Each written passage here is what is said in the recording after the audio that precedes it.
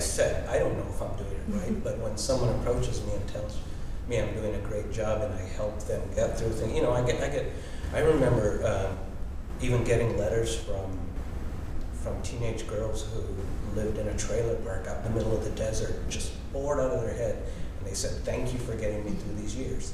And I'm like, wow, just by doing comics, you know, and that's a great feeling. She came from just a drawing I did in high school, a character I wanted to do comic stories about, but stories about anything. She could go to the moon, she could, you know, buy groceries, she could, you know, be a superhero, she could, you know, just, or run into weird aliens or something. You know, I just wanted this one character in the middle of this crazy world. Well, the more I started to draw her and start to create stories about her, she started to evolve, because it was at a time after high school I started to evolve in my likes and things. I discovered punk and stuff like that, and so, you know, her hair got shorter, you know, she started to wear straight legs instead of bell bottoms, you know, that kind of thing, you know.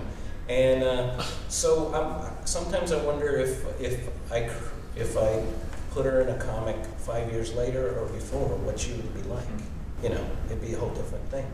It was just like right at the time we did Love and Rockets, it was perfect time. I used to be part of a pretty cool core group of cartoonists that in the beginning we were doing something that very few people were doing in comics. And it was just a good feeling. You know, I'd never been part of that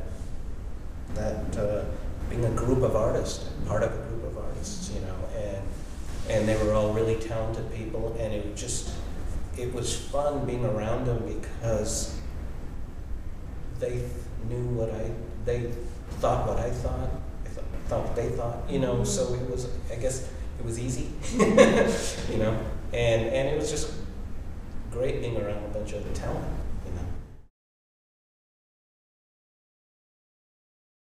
I guess overall the things that I kick myself for are pretty small things, like, you know, like maybe I made a mistake, I made someone the wrong age at a certain time, like, oh no, 10 issues ago she was this age, you know, but I forgot, you know, it's just things like that. But the cool thing about having a serialized comic is that if you mess up once, you got 2 issues to fix it, you know.